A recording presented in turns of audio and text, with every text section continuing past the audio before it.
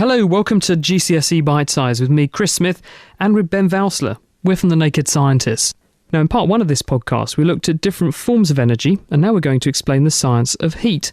But what actually is heat, Ben? Well, heat is a form of energy, and on a microscopic scale, heat energy is the kinetic energy that the atoms and electrons have.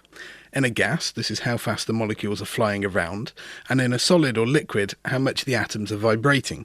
You can heat something up by giving its molecules more energy, or by moving heat into it. So how does heat actually move? Well, there's three different ways you can move heat from one place to another. They are conduction, convection, and radiation. Conduction is probably the one you're most familiar with. If you heat up one end of a material, eventually the other end heats up. So if you put one end of a spoon into some hot tea, the other end will heat up in time. If a material transfers heat quickly, we call it a good conductor of heat, and if it transfers it slowly, it's known as a bad conductor or an insulator. What's actually going on when heat moves in this way? How is it transferred? Well, in all solids, heat is the vibration of the particles that make them up. So if you heat one end, the particles vibrate, which makes the nearby particles vibrate, and the heat energy is transferred between them. Normally this process is quite slow, creating really bad conductors or insulators. Metals conduct heat in this way, but because they also conduct electricity, electrons can move about easily through the metal. So if you heat one end, the electrons will also heat up, gaining energy. They then quickly move to another part of the material, transferring this energy. And this is much quicker than in an insulator, so metals are good conductors of heat. If two objects are touching, conduction will normally be a much bigger effect than radiation or convection. Yes, I've heard of convection heaters, so what is convection? Well, this only happens in fluids, which are things that flow like liquids and gases. If you heat fluids, they normally expand, and this makes them less dense, so they float on the colder fluid around them. This hot fluid rises, and the cold fluid takes its place by the heater.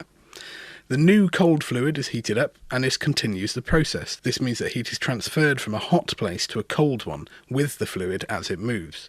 For example, a heater in the corner of the room can heat up the whole room by convection.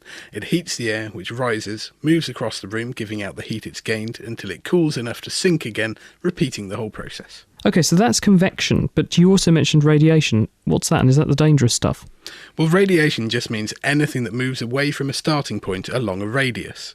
In this case, we're talking about thermal radiation, which isn't dangerous at all. If something is very hot, it glows red hot. If it's even hotter, it glows orange or white. It's giving out light radiation. If it isn't hot enough to glow red, it still glows, but in a colour that we can't see, called infrared or thermal radiation. This radiation can transfer heat efficiently, and you can feel it if you put your hand next to a hot stove. Because it's a form of light, it doesn't need any substance to travel through, so it can travel through empty space. For example, the warmth you feel on a hot day has travelled through 150 million kilometres of space from the sun to get to you. Gosh, that's a long way. So what affects how well something radiates energy like this? Well, first of all, the hotter an object is, the more heat it will lose by thermal radiation. But also, because radiation and convection both happen at surfaces, if you want to lose heat, you should make an object flat with a large surface area. This is why radiators are normally large and flat, although they do lose most of their heat in convection. The colour of an object is also very important. Dark, rough or matte surfaces will both emit and absorb heat better than a pale, shiny surface. So is that why a dark road gets very hot on a sunny day? Yes, a black road will heat up much more in the sun than a white wall because it's a dark colour. But the road will also emit thermal radiation better, so it will cool down more quickly on a cold night, which is why you often get frost on roads in the morning. So are there any ways to stop heat moving? Well, gases conduct heat very badly unless you let them convect. So a good way of stopping heat transfer is to use a material which is mostly gas, but has a small amount of solid in there to stop the gas moving around. For example, down in a duvet or like a polystyrene foam. Okay, so most of my fuel bills go into heating my drafty old house. So how could I use this knowledge to save me some money? Well, heating a house does use a lot of fuel, which is expensive, and also very bad for the environment. So if you can stop the house losing heat, you can save yourself some cash. So what you want to do is reduce heat loss through convection and conduction. Hot air inside the house will convect upwards, so one of the most important places to think about is the roof. You should cover the loft with insulation to reduce heat loss through the roof. What about the windows, though? It can often feel quite chilly when you sit next door to them.